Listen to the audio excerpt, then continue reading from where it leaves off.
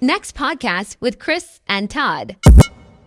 Well, hey, welcome back, man. Todd, you and I finally, after kind of a couple road trips, kind of a couple things out and about. Yeah, we're back at it. Not that the people on the podcast knew that we were gone. No. Nobody missed us. No. Yeah.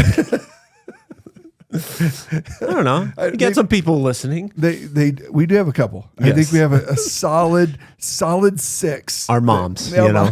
Thanks, Mom. Shout out to Crystal. Shout out to Susie. Yeah. We love you. That is your mom's name, right? Yes, you nailed it. Man, well done. Yes. Well done. Man, points for Chris today. All right. Well, hey, we're going to dive into a couple things over the next couple podcasts that I think we're both excited about. Yeah. Not always easy to talk about one. Just this idea of giving and I think when we say giving, some people are like, Turn into the Ron podcast. Yeah. Well, this wasn't a subject I wanted to do, but we hope you'll press in, and we hope you'll be willing to just at least have this conversation with us and be willing to say, okay, where is it at in my life, and am I where I need to be? Am I willing to? Because man, sometimes faith and taking that next step isn't always like the easy, like, well, man, that was really easy in my faith. Yeah. But something that you wrestle with and something you struggle with. And I think we've all been there at different times. And man, we all are living a life where, man, sometimes hard things hit. Sometimes we make tough decisions. But I think there are some ways in which we can live in this life for Christ where, man, there are just, it's non-negotiable. And I think giving has to be one of those things. Especially, if you're going to, especially what the Bible says, and if you're going to be a follower of Jesus, you've got to at least wrestle with, okay, what do I believe about giving, and what does God say about it? I think even in this conversation, I think it's important to go, like, even if you're like in the spot of like, why would I even give? Like, well, take even just science into this, and you're like, people who are generous, they're just healthier people. Yeah, absolutely. Like, it's shown over and over again. It's just, but because when we start taking our resources and we start creating our own stress with it, and just going, no, this is mine, or I need more, and whether that's to prove something or whether that's to make ends meet, whatever it is, both sides are kind of, it's scary. Well, yeah, and it really, how we grew up sets a table, right? Like, I mean, with anything, like we talk about marriage counseling, we talk about, just getting ready for life together and marriage in general. I think it's underemphasized how much it plays in. And Pastor David kind of, this last week, as we started this family series, kind of talks about, we revert back to the ways in which we were taught and what was modeled to us. And I think giving does that as well. Like if your parents, what was money used for? Was it used for influence? Was it used for vacations? Was it used, that shapes the way in which we give, or our outlook on giving. And and if we need to make those adjustments, that's something we have to wrestle with. I do this exercise with people just kind of being like, how do you see money? Yeah. And so, and the truth is all 4 of these statements are true. It's just more of like, what's the priority to you? Yep. So one of them is money as status. Yep. So give you an example of that is like, that would be somebody who maybe you will spend more money on something because it will last longer, or it will be more just advantageous to go like, well, instead of buying 10 of these, I'm going to buy one that's going to last for 10 years, Yeah. And then other things of it, like I want this certain brand or those kind of things. Somebody walking around dollar bill, Joe. And even for us, like if you live in America, you live in a first world country, like you already have a status with that versus other countries. Yeah. And so that's there. And it's just a matter of how much does that matter to you.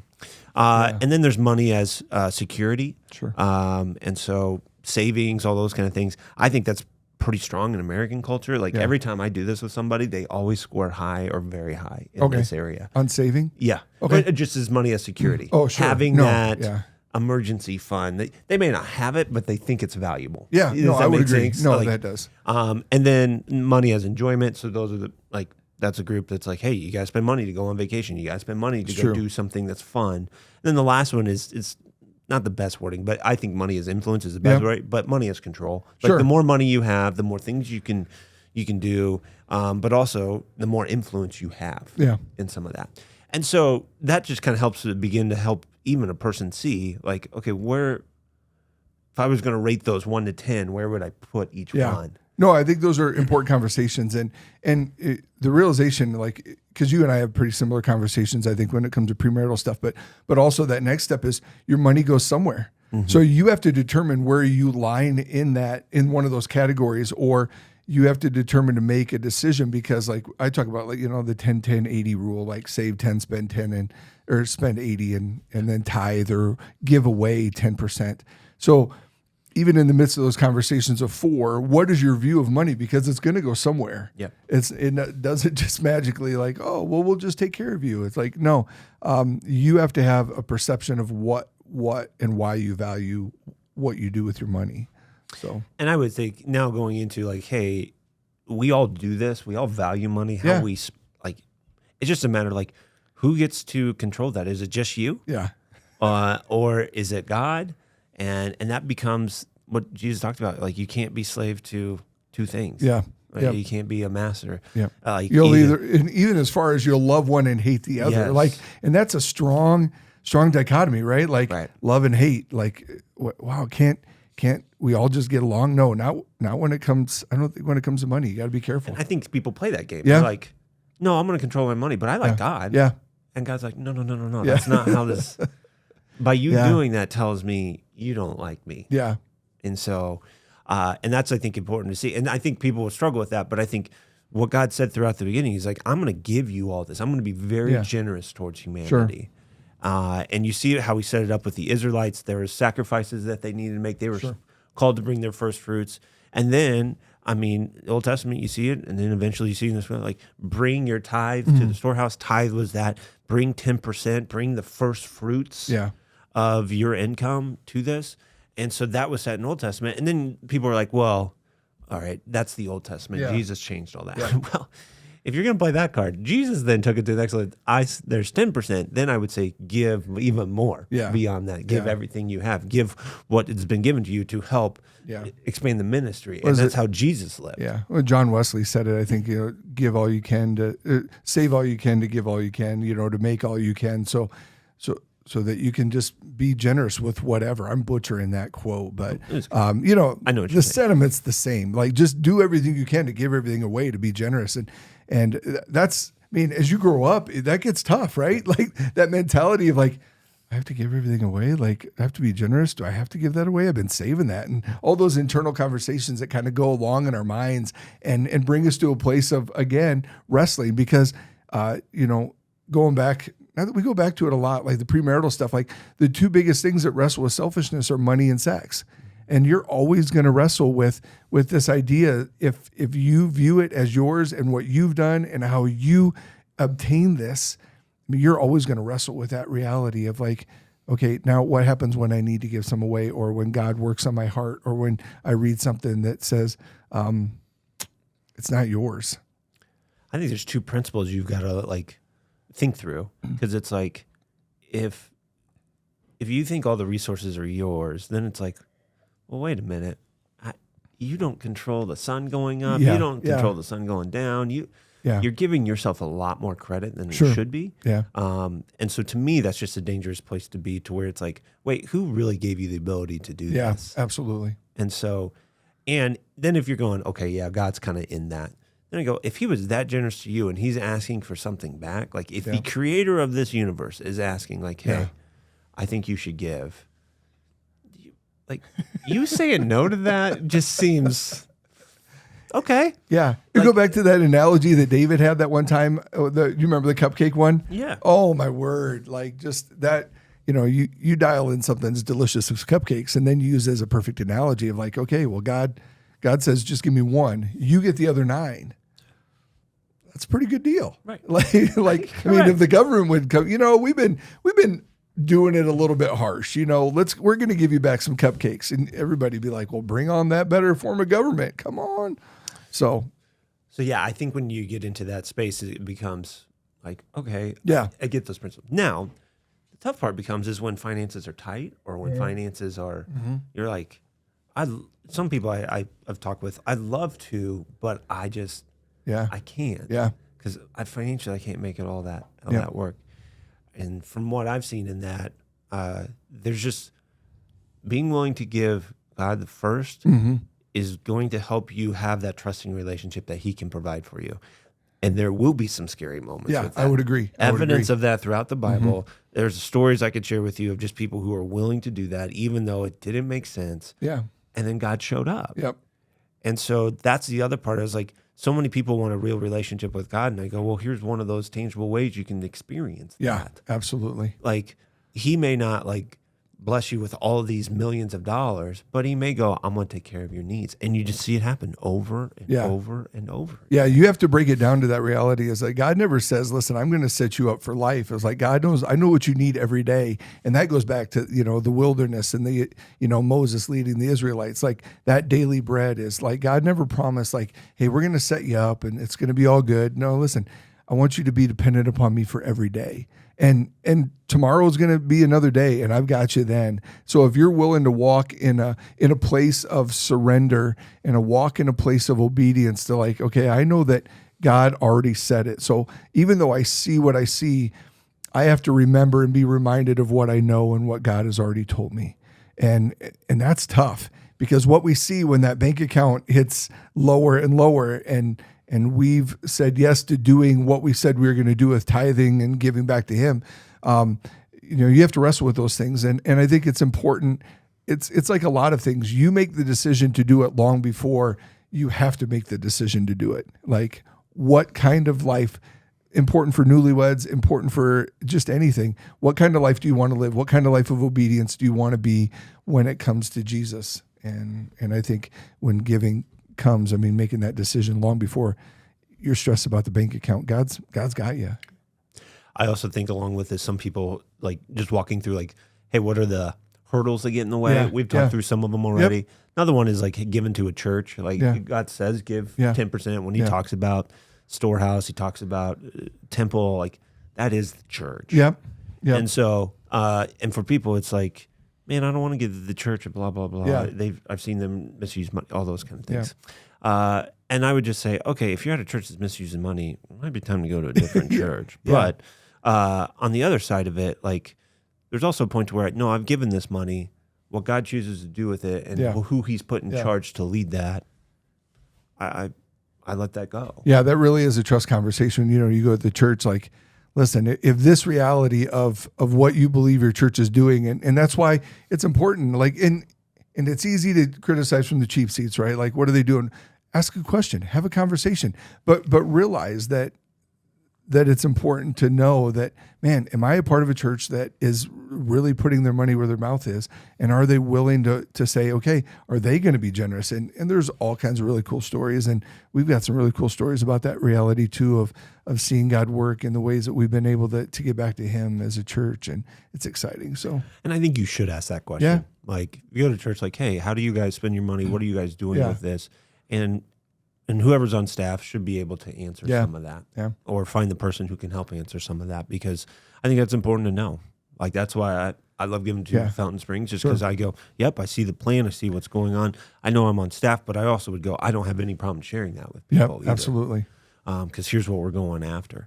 And so those are things that would just be like, there should be some transparency within that. I would agree. I don't think we need to go through all the details of where we're spending everything. Yeah. That gets... No, you wouldn't like that if we did that with your finances either. Like, no, tell us where you're spending everything.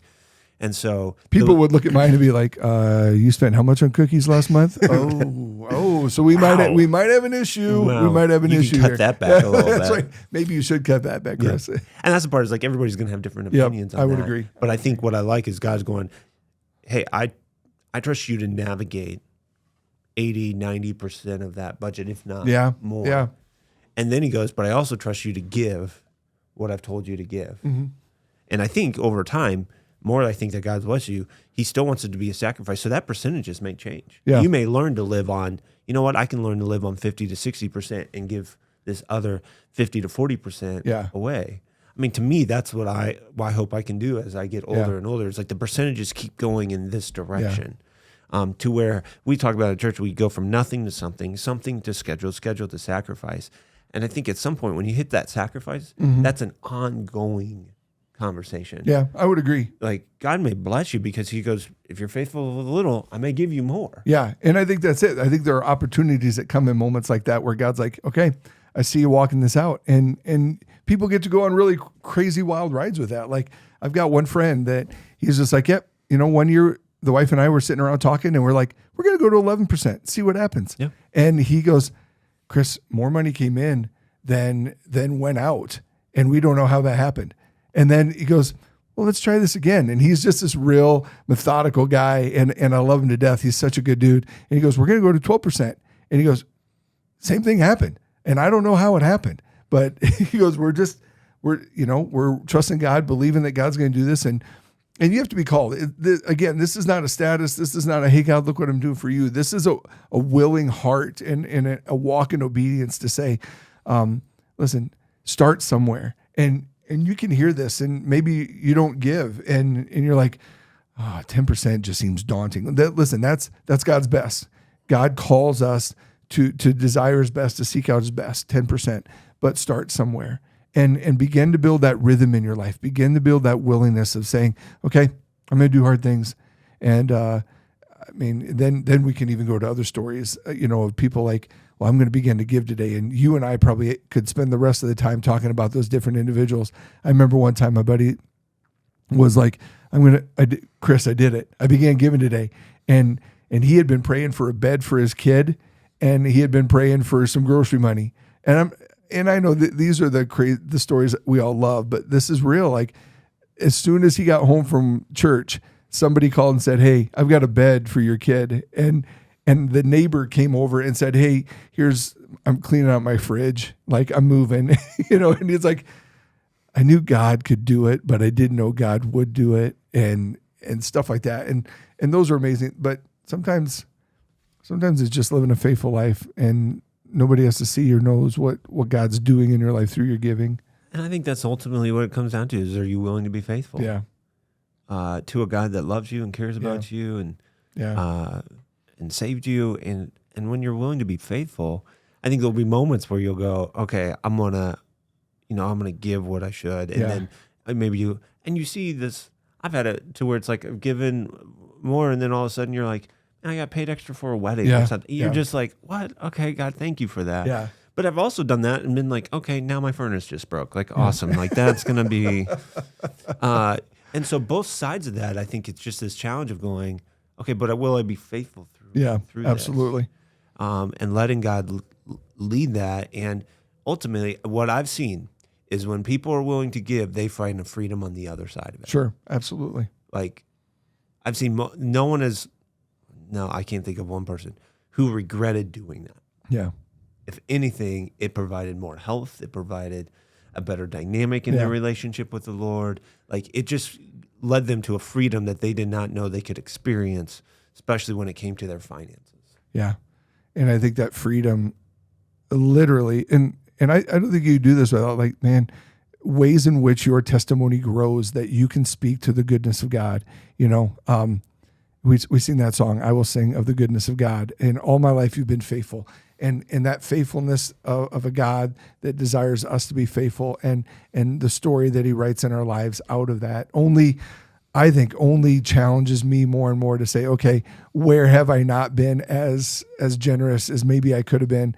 Because it continues to go back to that battle. If we're going to hold on to it, we have to be accountable to it.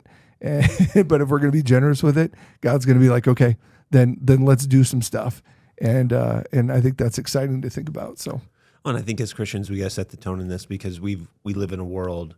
The opposite of that is just being selfish. Yeah, and absolutely. And we see so much of that in our world. Yep. People making gobs of money and spending it on whatever they want, or just being told like this is how you live the most fulfilling life. And so as Christians, as followers, it's got to look different for us. Yeah. And those stories that start to come out, like, man, they were generous. And like even this past week, I was just blessed of like, there's a group that just wanted to love on pastors. And so they've made some money, but they invested it in something of just going, hey, we want to care for and offering a trip and just giving them time away. Yeah. And giving us pastors time away. It was just like, man, that's so powerful to see the ministry they've created out of that. Yeah. And so cool. That's the part that I go, man, Christians, that's got to be that's the stories. But it starts with first being like, are we faithful to God? Yeah. Let's do that. Then we'll let God lead us in some of these other areas.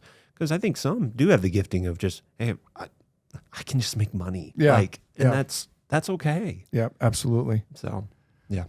Well, very cool. Well, hey, if you have questions on that, or maybe you recently began giving, or maybe you're in the middle of this and you want to have a conversation, don't hesitate to track us down. Man, I love getting texts. I got a text the other day of this couple, and they were like, hey, we've been just convicted, and just kind of that battle of, do we give? We're new to church, but we're trusting God, and we just felt compelled to give. And I love stories like that of just people being able to step out and say, I'm going to believe that what you're talking about, what you say, is exactly what you mean.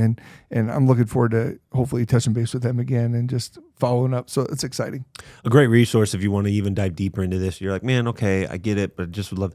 The Blessed Life is a great book that can help you begin to understand the whole concept of giving, why to give, all those kind of things. And so encourage you to check that out. I know I had a guy reach out recently, just listening to it. He's like, hey, I read one of the books. It was awesome. It was so helpful. So hopefully that's a resource, but I just encourage you, take this step. And if you have questions about it, please reach out to us. I just think it's a worthy step that is scary to take, but I think you'll be blown away by what God does with it. Yep. He's a pretty phenomenal God. So, hey, have a great one. We'll see you next time.